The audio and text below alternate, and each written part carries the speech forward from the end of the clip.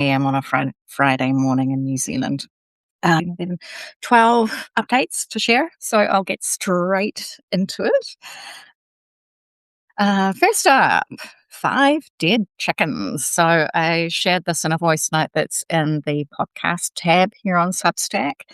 But to summarize, around the 25th of February, and I'm sorry, I haven't been taking thorough notes with my composting, but around that day, my landlady came and let me know that there had been an attack on the chicken coop. We lost 5 birds, including the rooster. It's really weird not hearing a rooster crowing. I live in the countryside and I'm used to the cock-a-doodle-doo or cock-a-cock-a.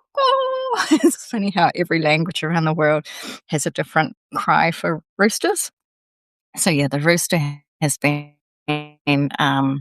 attacked along with 4 of his girls, and I put all of them into a hot compost pile. The attack we think was a weasel. They all had bare necks. One was missing its head, and weasels attack chickens from the back of the head and suck all the everything up. It's gross. So end of summer, limited water, not a lot of fresh greenery. Like everything's kind of in that dormant, like survival, hanging on. Um, we had huge rain for maybe 2 weeks ago, but nothing since. So it's again, it's dry. So it was and a week later, it smelt. It smelt pretty bad. I built it out on the paper road. So next door, there's a cemetery that used to be a dog walking park. Some people still walk their dogs there. And so, as a biodynamic compost consultant, I'm really aware that I need my composting to look good and not smell. So when I noticed the odor, it was, oh my goodness, okay, let's get the floral compost activator into it. I don't know why I didn't add it on the day. Things have been pretty busy here. And so what I added was the Radiance blend along with a QR blend. The QR quick return blend is the recipe made Bruce taught in the 1930s, 1940s and in her book. So I added, I only took out 3 bottles of water, 3 milk bottles. So that was 6 litres, a little bit of the activator in each. And I made 5 holes and just dribbled. So it would be about a litre in each hole and the final litre sprinkled over the top. That was around head gone. Next update, and this relates to the using the floral compost activator method to create a blend of indigenous plants to compost harakeke fibre. So I study raranga, Māori weaving, using the harakeke plant. That's a pot plant cover that I made over the summer holidays just to keep my practice up. And you can see that is oh gosh, I think that's 9mm Whenu. So that's the width that we ended up coming down to, from 12mm down to 9mm. This year, level 5, we are on 6mm Whenu, and this is the first project. So it is meant to be a tatua, which is a traditional belt that is folded so it doubles as a pocket. I'm really fascinated by the concept of a pocket being on the outside and decorative, where and I think traditionally it's used by men, but women also used tatua for. But where am I going? In European history, aren't allowed pockets. Like, women with pockets were dangerous. And pockets were often hidden, were often on the inside. So really, really interesting to be exploring the concept of this tatua tool belt, essentially. See that the whēnau are much narrower, so that's going to take a lot of practice. My sides are not straight. That is an area of weakness that I need to do lots of them to practice. So, at the noho, the weekend immersion where we learn, um, I think we've got 18 in our class, most from level 4 last year. And so two of my classmates shared their harakeke composting experience with me. One of them, I think they kind of chucked it in an area of the garden that had kiki implanted into it. I have to go back and ask for detail, but they said to me, "It works. We grew, I think, can't remember, was it pumpkins? Was it squash? Was it kamo? Was it hue?" But yeah, they were like, "You're onto something. The harakeke really does feed the soil." And then another classmate who is also composting all her own harakeke weaving scraps. She is not only composting harakeke, but she's keeping all her fallen leaves. So buzz, buzz, buzz, buzz, buzz. Bit by bit, I would love to divert all the harakeke waste from landfill, and the compost it makes is gorgeous. So that's that update. Next one is related to the Marsden Fund research with Dr. Leanne Mackey on soil sovereignty from a more than human perspective. So she has a new research assistant.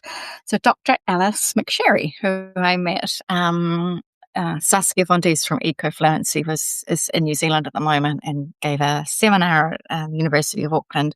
Alice was there and we got to meet and say hello. And then I went and looked up her study for her PhD, which was published 2024.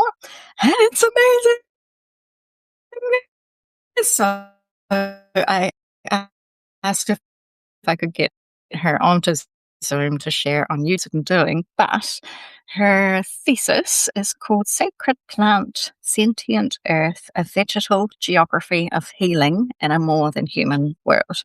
And she spent a year, or 10 months, studying deep dive into a different herb each month following a lunar cycle. And a lot of the biodynamic herbs are in there. So I think her thesis, I don't know, 300 or 400 pages long. I need to sit down with it over a day and really have a good read, think of some questions to ask her, and also learn what she discovered about these plants. But they are the plants that we're using in the Flora Compost Activator. So last time I hopped on live, I said, let's have a book club with the book crafting. I still want to do this. I need to get the book back to the library. And to be honest, level 5 Raranga is more of an arts focus, less of a craft focus. So it may be a little bit much to do all of it. Next update. This is just yesterday, 5th of March, I went to the Pukekohe Research Centre to the Vegetable Big Day Out. Gosh, let me see if I've got my notes here. So this is the second year they've done the Big Day Out. Last year they had 250 participants. This year they doubled it. 500 people attended. Last year they had 15 research projects on this research farm. This year they've got 30, so that's doubled. They are collaborating with 9 research institutes. They've got PhDs involved. All very, very exciting. There are, I think, 40 plots where people can conduct research trials. Just looking to see if I've got the map handy. I don't. So the day opened with Minister Andrew Hoggart, who is, I think he's got a few different portfolios. Associate Minister for Agriculture. I think he's got food safety. Is it environment? There's one other. Anyway, really interesting to hear the vegetable growing industry, what their challenges are, their aspirations. Not many organic people. I don't think there were any biodynamic people there, and it's kind of that, like, sitting surrounded by dozens of experts who, um, love chemicals. Uh, the drones were interesting, and I'm curious whether the drones that are used for spraying could be used for applying biodynamic preparations. I didn't get to go talk to them. Instead, I went to a session with Edith Tuhimata on monitoring water from a Mātauranga Māori perspective, bringing in Western science and not merging the two, but holding the two sets of data and seeing how they inform each other. Just fascinating. The stream here in Tuakau, next to the Paharakiki where I harvest, has a kind of average, below average water quality. So, talking with her, I'm really interested in how we communicate that to the local community and how we actually engage people in learning to monitor what health looks like. I do think composting and water preservation are closely connected. Okay, so that was yesterday. No progress on getting the floral compost activated into that research space. But I think this time next year, I would love for that group of research minded growers to be considering how the work I'm doing could be of benefit to large scale vegetable production. Um, yeah, of the 40 test plots, I didn't see anyone working on composting. What else? Oh, I have an echinacea flower from one of my customers, followers, colleagues. She sent me a picture of her echinacea flower, and I don't have echinacea here in the garden this year, but I know it's really useful medicinally. That it's like, oh, I want one of those to use in floral compost activators. So she ended up posting it. So that is the first example of seems like cross pollination of flowers between people. And I would love for, as we scale up the production of floral compost activator, to be able to share resources like that. Another follower is sent me a message looking for valerian flowers. So if you're in New Zealand and you have valerian in flower, you don't mind picking a few flowers to share with someone in Auckland who wants to make the floral compost activator, please reach out. I'll put you in touch, connect you. I have just enough valerian flowers for my own requirements. My focus is on teaching workshops. I'm not yet selling at scale, although I do have the Radiance blend in powdered form and also liquid form available on the Ko-fi shop. So I'll drop a link to that below. That was the next update to the Radiance blend. It's beautiful. It smells amazing. So today we have 6th of March. This is the first batch I made on the 13th of February. Each time I use it, I top it up with water. I was giving it a shake. There's still plenty of life. So there's that. I've had a sort of feedback and requests and suggestions that I offer a more comprehensive training, that people need more than the PDF download, and that even reading May Bruce's book, it's useful to have a little guidance as they implement. So I have created a 4-week deep dive. There is a Google Doc that each participant will download, create their own reference. From what I've seen, and I know this from my own compost consulting work, is that every garden is different. Every gardener is different. So this Google Doc takes you through the core processes, but could be used by home gardener, lifestyle block, market gardener, a marae, a school, market garden, institution, university, like at any scale. It's like, yeah. Um, Everything has to be customized.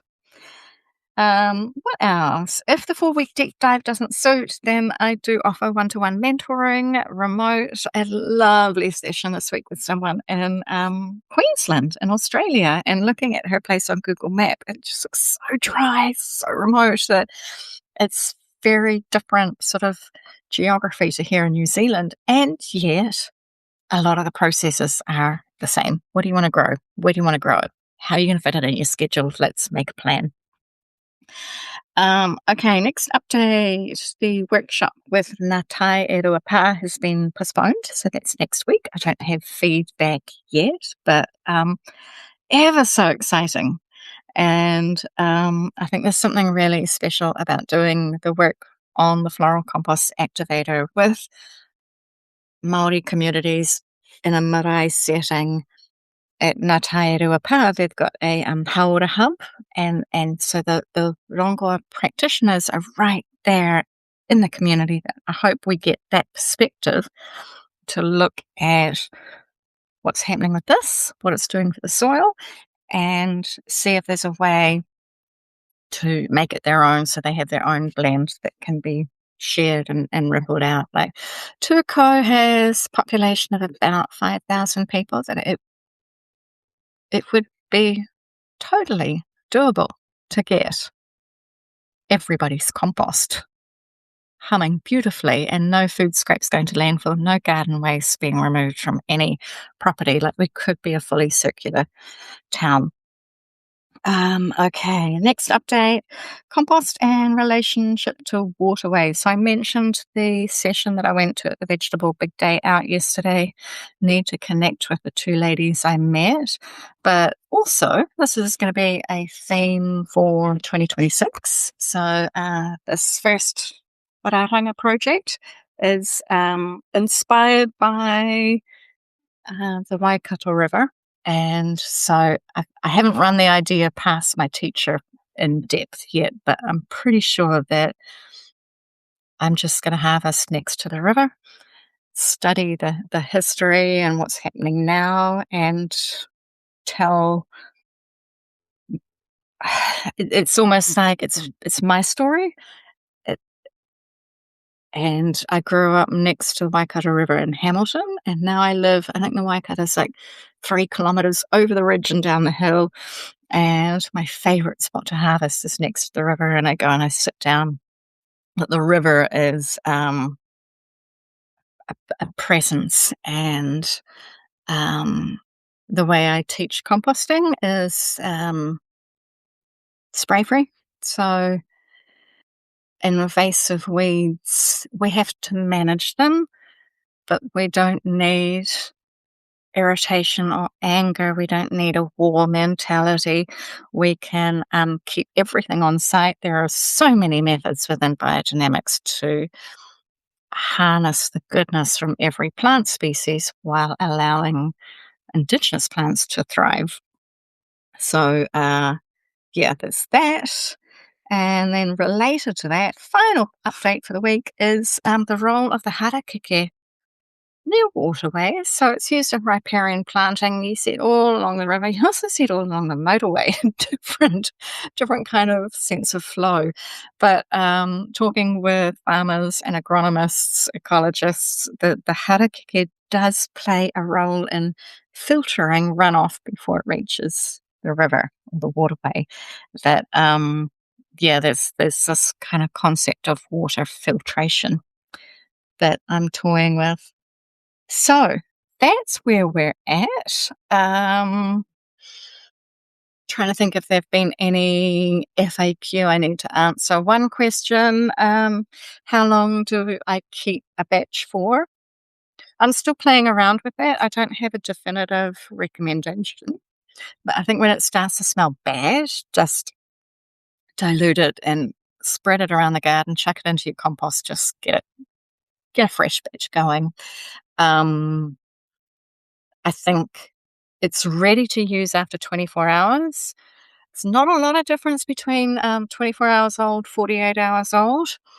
Once it gets to 3 days, 4 days, it's like it's maturing. And if you've used fresh flowers, then 4 days is when it starts to kinda look not so good. Once it's a week old, that's about the end of the time frame if I were taking it along to a workshop to teach with it. 10 days, I would still take it along to a, what am I saying? Take it along at the moment, I'm checking on the compost at Ngā Tae Rua Pa, and I always take a bottle with me just to add in if things are a little bit smelly or if there are fruit flies. So that kind of 2-week mark, you can still use it, and I'm still taking this with me to Ngā Tae Rua Pa as I check on their compost and tidy up the garden ready for the workshop next week. So, I think if I keep talking, I'm just going to be waffling. So I will end there and see you in 2 weeks' time. Thank you for those who joined. How do I end?